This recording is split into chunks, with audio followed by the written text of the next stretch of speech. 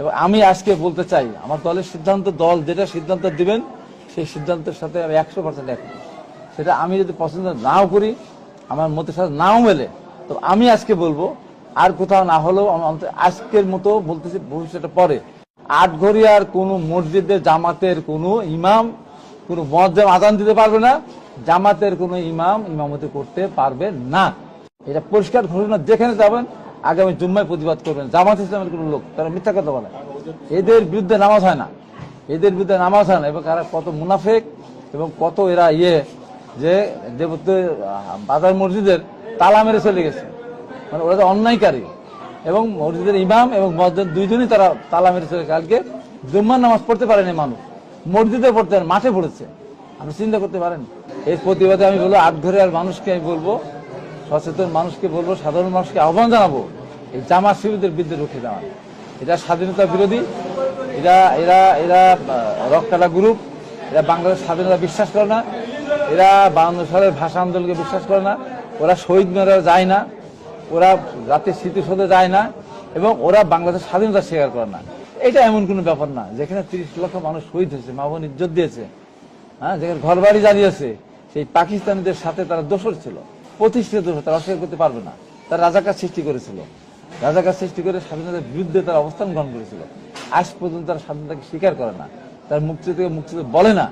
তাই আমি দেশবাসীকে জানাবো, এই স্বাধীনতা বিরোধী, এই রাজাকার, এই রক্তকাটা, এই সন্ত্রাসী, হত্যাকারী, খুনি এবং ধর্ম নিয়ে যারা মিথ্যাচার করে, এই আমার আটঘরের মাটিতে যেটা দেখলাম, কোরআন নিজেরা বলে, কত বড় নৃশংস হায়না হলে এবং ধর্মের প্রতি তাদের কোনো অশ্রদ্ধা থাকলে নিজেরা কোরআন পুড়িয়ে, এই কোরআন নিয়ে কালকে মিছিল করে সারা বিশ্বব্যাপী দেখাতে চেয়েছে যে এখানে এই বিএনপি লোকেরা কোরআন পুড়িয়েছে। মনে করেছে আওয়ামী ফ্যাসিস্ট বিদায় হয়েছে, রাষ্ট্রে ক্ষমতা এসেছে। এত সহজ না। এই দেশের মানুষ কিন্তু স্বাধীনতা বিরোধী শক্তিকে কোন রাষ্ট্রে ক্ষমতা যেতে দিবে না।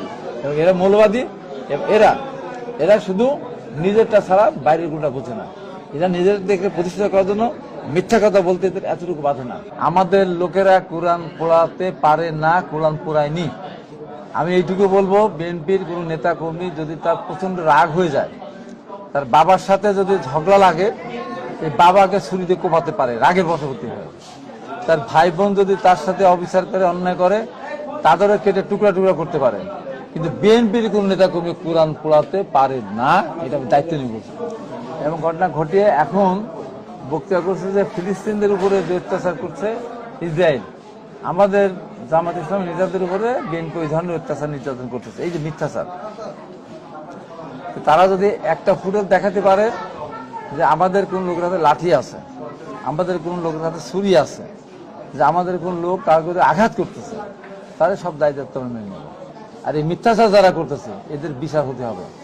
আমি প্রশাসনকে বলবো, সঠিক তদন্ত করে, এই যে তার মিথ্যাচার করে সারা পৃথিবীর কাছে যে এই যে মিথ্যাটা তারা প্রকাশ করলো যে বিএনপির লোকেরা কোরআন পড়িয়েছে, এবং জামাত ইসলামের যারা বক্তা, ইসলামিক বক্তা যারা, যেমন একজন আমির হামজার কথা শুনলাম, আমির হামজার কথা সমর্থন করতেছে যে এই যে দেশে কোরআন পুড়িয়েছে, যারা পুড়িয়েছে তাদের বিরুদ্ধে ব্যবস্থা নিতে হবে।